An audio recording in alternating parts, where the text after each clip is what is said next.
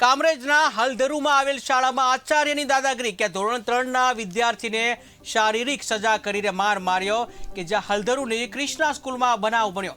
I card પહેરીને નહીં આવતા વિદ્યાર્થીને શારીરિક સજા, જ્યાં 12 વર્ષીય વિદ્યાર્થીને માર મારતા હોસ્પિટલમાં દાખલ કરવામાં આવ્યો। વિદ્યાર્થીને જે હોસ્પિટલમાંથી ડિસ્ચાર્જ કર્યા બાદ વાલીઓનો વિરોધ, તો વાલીઓએ આ અંગે કામરેજ પોલીસ મથકમાં ફરિયાદ નોંધાવી છે। સજા નહીં કરો તો બાળકો નિયમોનું પાલન નહીં કરે તેવું આચાર્યએ કર્યું છે। તો મહત્વપૂર્ણ સમાચાર કામરેજથી કે જ્યાં ધોરણ 3ના વિદ્યાર્થી છે, આ વિદ્યાર્થીને શારીરિક સજા કરવાનો મામલો સામે આવ્યો છે। 12 વર્ષીય જે વિદ્યાર્થી છે એને શારીરિક સજા કરવાનો મામલો કે જ્યાં કામરેજના હલધરુમાં આવેલી આ શાળામાં આચાર્યની દાદાગીરી સામે આવી છે, જ્યાં ધોરણ 3ના વિદ્યાર્થીને શારીરિક સજા કરી અને માર માર્યો છે।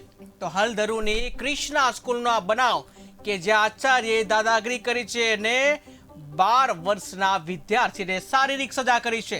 તો આઈ કાર્ડ પહેરીને નહીં આવતા વિદ્યાર્થીને શારીરિક સજા, આખરે કોણે સત્તા આપી કે વિદ્યાર્થીને આવી રીતે માર મારવામાં આવે કે જ્યાં આઈ કાર્ડ નહીં પહેરતા વિદ્યાર્થી જે છે એને શારીરિક સજા કરવામાં આવી છે। 12 વર્ષીય વિદ્યાર્થીને માર મારવાની ઘટના કે જ્યાં માર મરાતા જે વિદ્યાર્થી છે એને હોસ્પિટલમાં ખસેડવામાં આવ્યો છે। તો વિદ્યાર્થીને હોસ્પિટલમાંથી ડિસ્ચાર્જ કર્યા બાદ વાલીઓએ વિરોધ નોંધાવ્યો અને વાલીઓ કામરેજ પોલીસ મથકમાં પહોંચી ગયા અને કામરેજ પોલીસ મથકમાં પહોંચી અને ફરિયાદ નોંધાવી છે। સજા નહીં કરું તો બાળકો નિયમોનું પાલન નહીં કરે તેવું આચાર્ય જણાવી રહ્યા છે। તો શું શારીરિક સજા કરે તો જ વિદ્યાર્થીઓ નિયમોનું પાલન કરશે? આવા અનેક પ્રશ્નો। તો આજ મુદ્દે સંવાદદાતા કિરણસિંહ અમારી સાથે જોડાઈ ગયા છે। જે કિરણસિંહ, વાત કરવામાં આવે 12 વર્ષીય વિદ્યાર્થી જેને આઈ કાર્ડ નહીં પહેર્યું અને આ બાબતે આચાર્યએ શારીરિક સજા કરી છે અને હોસ્પિટલમાં સારવાર માટે લઈ જવા પડ્યા, શું છે સમગ્ર વિગત? જી બિલકુલ મહેન્દ્ર, ખાસ કરીને કામરેજની એક સ્કૂલનો બનાવ બહાર આવ્યો છે। શાળાના આચાર્ય દ્વારા જે વિદ્યાર્થી છે ધોરણ 3માં ભણતા વિદ્યાર્થીને સામાન્ય બાબતે જોડી નાખવામાં આવ્યો છે।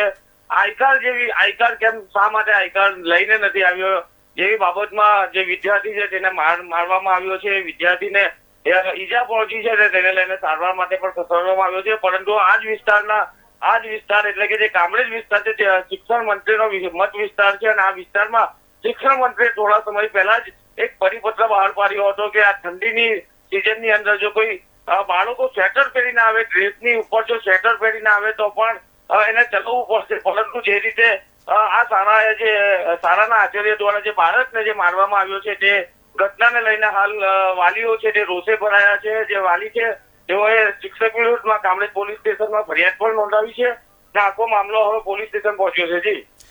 જી, કે જે માર મારવાની ઘટના બની છે, ધોરણ 3નો વિદ્યાર્થી છે, તો આ મુદ્દે જે ડીડીઓનું કોઈ નિવેદન કોઈ આવ્યું છે સામે? જી બિલકુલ, ખાસ કરીને હાલ પોલીસ સ્ટેશન મામલો પહોંચે છે। શાળાના જે આચાર્ય છે તેઓનું કહેવું છે કે સજા નહીં કરો તો બાળકો નિયમોનું પાલન નહીં કરે, એટલે એમણે એવું દાજિયા પર ધામ જેવી વાત કરી છે। એક તો પહેલા બાળકને સામાન્ય બાબતે મારવામાં આવ્યો અને ત્યારબાદ કહે છે કે વિદ્યાર્થીને મારે તો જ એ પાલન કરે। આ એક સાયકોલોજી એમની જે છે તે ખોટી સાયકોલોજી છે, કારણ કે બાળકને મારવા સિવાય પણ બાળકો બની શકે છે।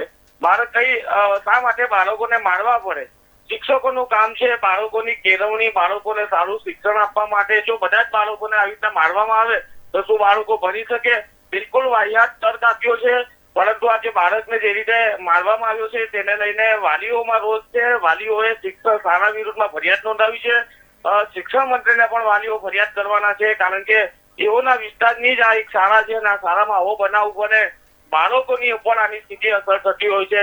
આ બાળકો છે તે શાળાએ પછી આ રીતે શિક્ષકો દ્વારા જો આ રીતે મારવામાં આવે તો બાળકો એને શાળાએ જતા પણ ડર લાગે। એટલે આ જે કિસ્સો છે બહાર આવ્યો છે તે એના ઘેરા પ્રત્યાઘાત ભર્યા છે અને વાલીઓ દ્વારા પણ ફરિયાદ કરવામાં આવી છે। જી, શારીરિક સજા જે થઈ છે, હોસ્પિટલમાં લઈ જવું પડ્યો છે બાળકને, તો બાળકને કેવા પ્રકારની ઈજાઓ થઈ આ અંગે કોઈ માહિતી?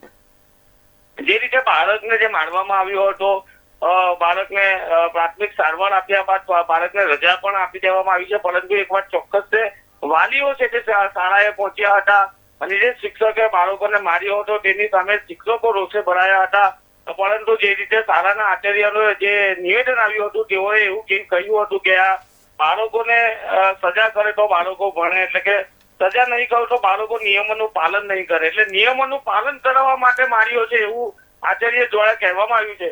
પરંતુ આ ઘટના છે તો આવા કુમળા માનસ પર જે વિદ્યાર્થીઓ હોય છે, બાળકો હોય છે, તેના પર એની અસર થતી હોય છે.